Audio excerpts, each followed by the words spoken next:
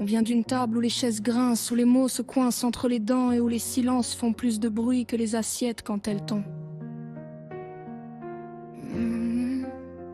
Une famille compliquée, pas celle des photos bien cadrées avec les sourires repassés, non. La nôtre a des plis, des fissures, des secrets rangés sous le tapis qui respirent encore la poussière. Un jour j'ai parlé, mon cœur était maltraité, tellement impacté par tant de douleurs cachées. Mais la vérité, dans certaines familles, c'est un courant d'air qu'on n'accepte pas. Alors les regards sont devenus des murs, les prénoms sont devenus des distances. Et la vérité est devenue une faute. On a dit pourquoi t'as parlé, comme si le problème n'était pas ce qui était caché, mais la lumière qu'il a montrée, rejetée pour quelques mots, exilée pour avoir été sincère, comme si la vérité était un crime et le mensonge une tradition. Mais écoute bien, la vérité ne se casse pas, elle tombe, elle résonne, et même si on la pousse dehors, elle reste dans les couloirs des mémoires. Parce qu'un jour les murs fatigués de porter les secrets finissent toujours par se fissurer. Et ce jour-là, on se souviendra peut-être que celui qu'on a rejeté n'était pas le problème. J'étais juste la voix que personne n'avait le courage d'être. Alors j'ai marché loin de la maison, avec dans les poches des morceaux de phrases qu'on m'a lancés comme des pierres traîtres. Pourquoi t'as dit ça? Ça ne se fait pas dans une famille. Mais dis-moi, depuis quand la vérité doit demander la permission pour exister? Ils ont préféré fermer les rideaux plutôt que regarder la tempête, moi. J'ai juste dit que le ciel était déjà noir et maintenant je porte l'étiquette de celle qui dérange, comme si être honnête, c'était casser quelque chose.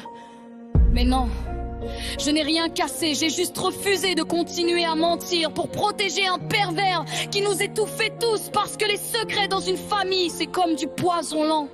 Ça ne tue pas d'un coup, ça s'infiltre dans les regards, dans les repas, dans les savas qui veulent dire tout sauf ça. Et moi, j'ai dit stop! Stop aux vérités maquillées, stop aux sourires cousus au fil du silence, stop, on n'en parle pas. Alors oui, ils m'ont fermé la porte, mais tu sais quoi? Une porte fermée, c'est parfois juste la preuve qu'on n'était plus censé vivre derrière. Et si dire la vérité m'a coûté une famille, alors peut-être que je suis juste en train de me construire une vie où la vérité ne sera plus jamais un crime. Ils ont fermé la porte, et pendant un moment j'ai cru que ça voulait dire que je n'avais plus de maison, que le mot famille s'était cassé comme un verre tombé du mauvais côté de la table. J'ai cru que le sang était la seule racine possible, que les liens se décidaient avant même qu'on sache parler. Mais la vie a parfois de drôles de réponses, parce qu'au bout du chemin, là où je pensais marcher seul, il y avait une main, la sienne, mon chéri. Pas quelqu'un qui me demande de me taire, pas quelqu'un qui cache les fissures sous un tapis, pas quelqu'un qui appelle mensonge ce qui est simplement la vérité, non.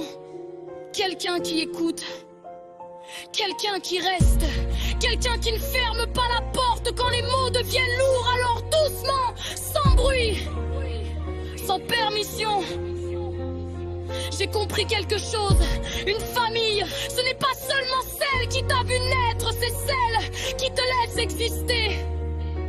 Et aujourd'hui, dans un monde où certains m'ont rejeté pour quelques vérités trop franches, moi, j'ai construit la mienne.